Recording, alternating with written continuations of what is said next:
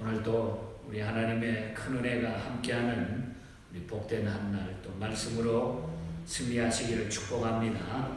우리 아침에 나온 서로 우리 성도들을 함께 사랑하는 마음으로 격려하면서 우리 얼굴을 한번 쳐다보시면서 주님 이름으로 사랑합니다. 축복합니다. 사랑합니다.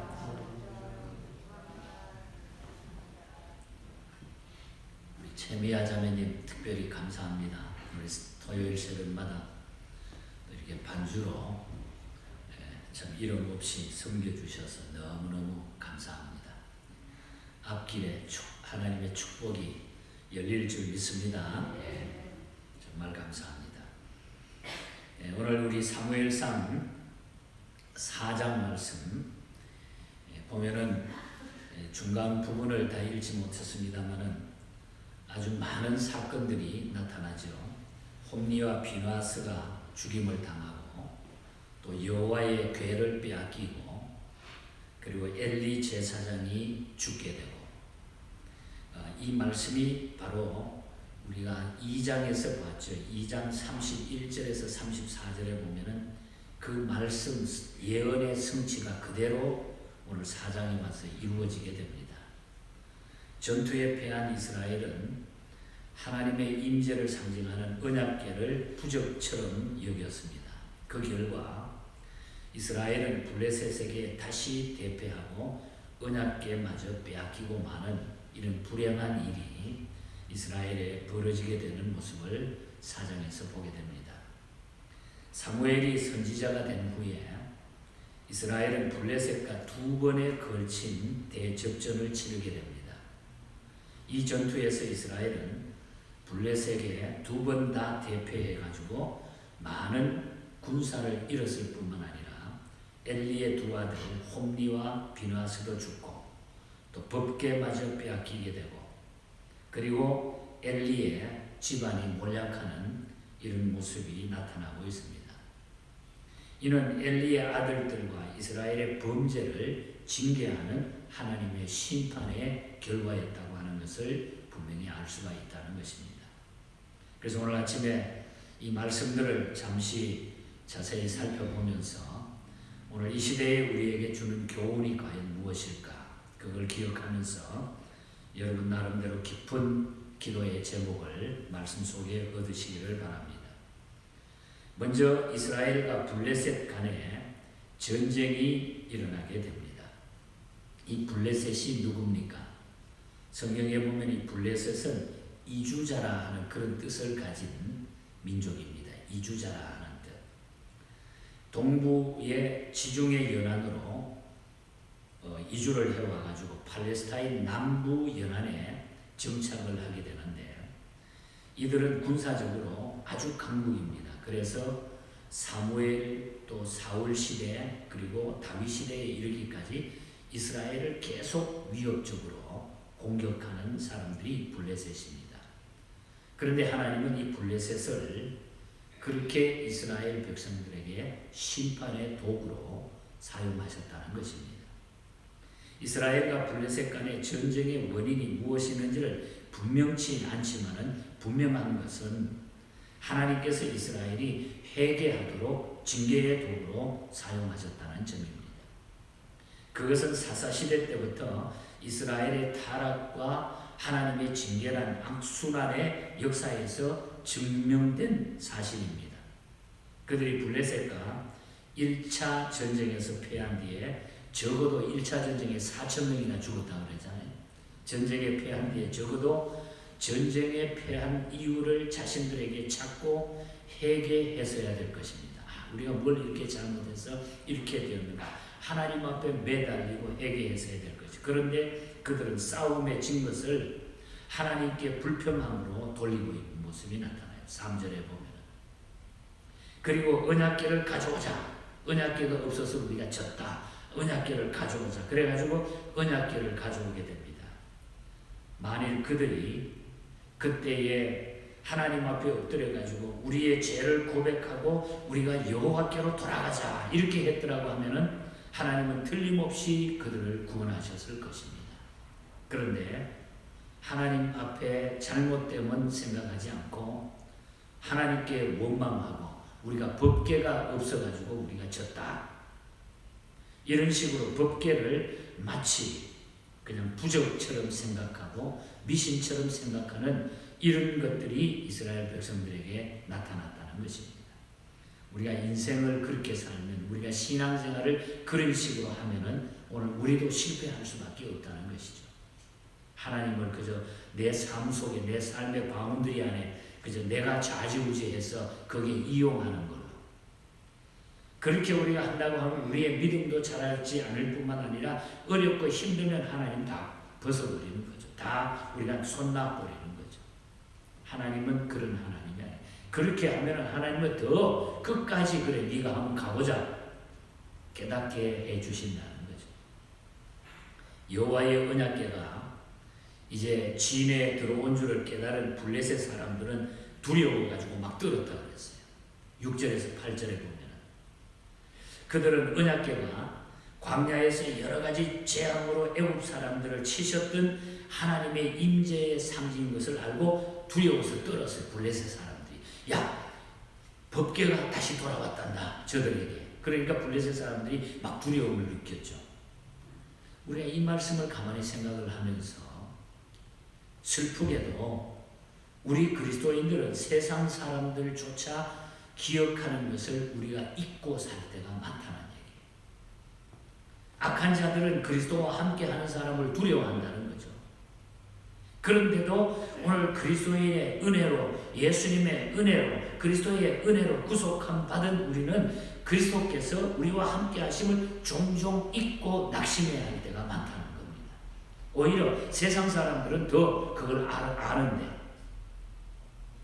그러므로 우리가 낙심한다고 하는 것은 하나님의 전능성을 부정하는 불신의 죄를 범하는 것임을 우리가 알아야 된다는 거예요. 하나님의 법궤가 우리가 가져온다고 해서 가져오는 게 아니라 언제나 하나님은 나와 함께 하신다. 언제와 나를 붙잡아 주신다. 우리는 언제나 하나님과 함께 한다고 하는 이 사실을 우리가 생각하고 이 믿음을 갖고 산다고 하면 두려워할 것이 없다는 거죠. 그런데 블레셋 사람들이 과거에 그걸 봤으니까 하나님의 법궤가 가는 곳에 그냥 엄청난 일들이 벌어졌으니까 두려워 떨어가지고 너희들이 생명 다 해가지고 정신 바짝 차려가지고 전쟁해야 된다. 블레셋끼리 막 자기네끼리 뭉치잖아요. 그런데 이스라엘은 벌벌 떨고 있었다는 것이. 이스라엘은 블레셋과 결국 법궤를 앞세워가지고 2차 전쟁에서 전쟁을 하는데 오히려 그 전쟁에 실패하고 언약궤마저 빼앗기고 맙니다. 그리고 1차 전쟁에서 4,000명이나 죽고 2차 전쟁에서는 엄청난 3만 명의 생명이 엎드려졌다. 그래서 3만 명. 끔찍한 일이 벌어졌다는 얘기죠. 이스라엘 백성들이 언약궤를 앞세우고 전쟁에 나갔는데도 패배한 이유가 무엇일까? 여기에 중요한 문제가 나타납니다.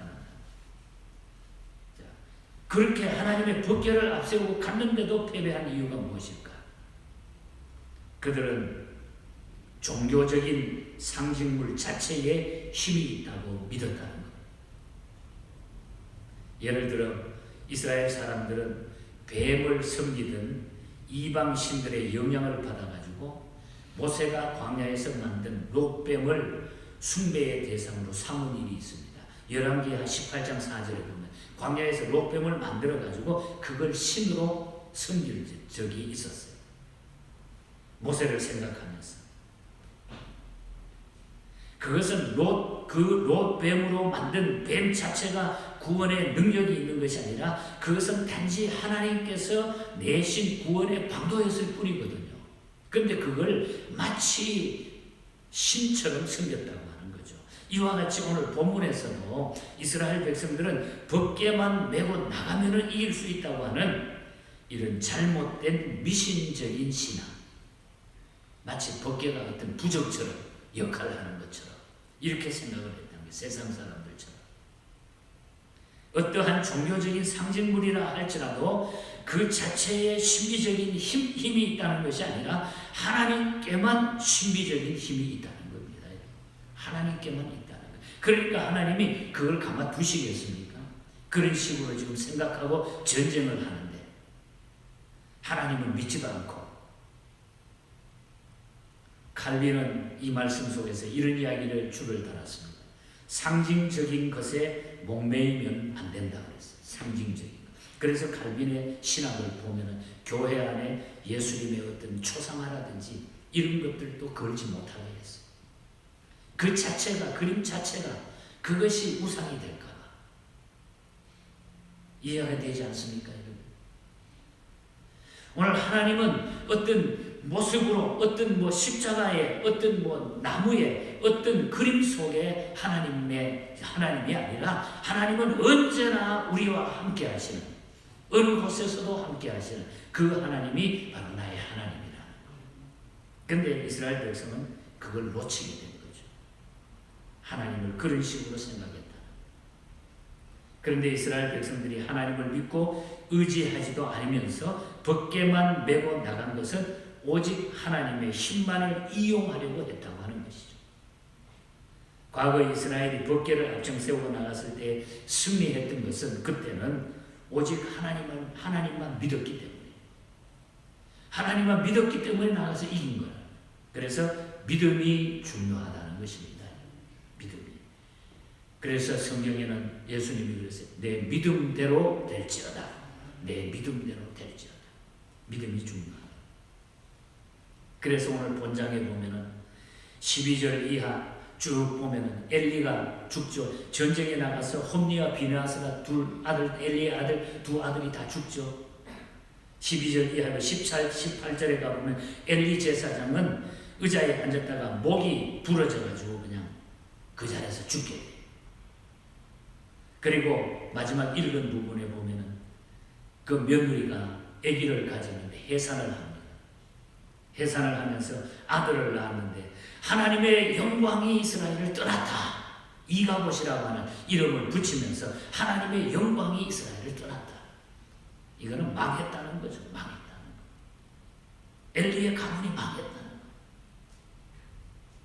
거. 홈리와 비느하스 자기 남편 죽었죠. 시아버지 죽었죠. 전쟁에 패했죠. 벗개는 빼앗겼죠. 다 망한 것입니다. 우리가 하나님을 멀리하고 하나님과의 관계 속에 우리가 적당하게 이렇게 살다가 보면은 오늘 우리의 삶은 이것도 아니고 저것도 아니고 결국은 다 와르르 무너지게 된다는 거죠. 확실한 믿음을 가지고 이 시대를 이길 수 있기를 축복합니다, 여러분. 말씀 붙들고 하나님은 언제나 나와 함께 하신다. 이걸 우리가 믿고 하나님 앞에 바로 서게 되면 우리는 어떤 일들 가운데서도 승리하게 될 줄 믿습니다. 내 믿음대로 될지어다. 내 믿음대로 될지어다. 오늘 결론입니다. 내 믿음대로 될지어다.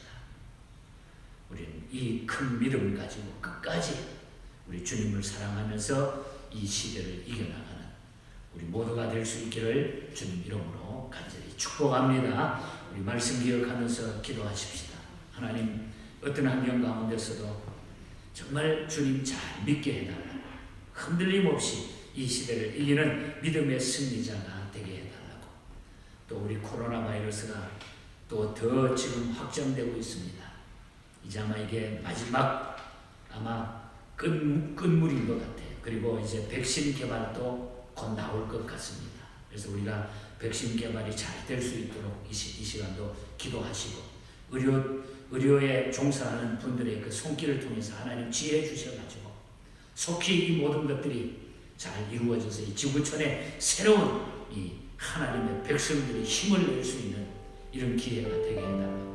우리 미국과 대한민국 또 우리 모든 교회들을 위해서 우리 주변의 모든 환경을 위해서 우리가 적은 수지하지만 우리가 간절하게 오늘 여기 모인 우리가 한 14분 정도 모였는데 우리가 이 믿음으로 우리 하나님 앞에 간구할 때 하나님께서는 우리에게 놀라운 은혜와 역사를 감당하게 만들어 주실 줄 믿습니다. 그래서 오늘 우리가 뜨겁게 이 모든 것 또 우리 성도들을 위해서 중보할 기도를 위해서 우리 간절한 마음으로 우리 한번 통성으로 힘있게 기도하겠습니다. 하나님 아버지 주님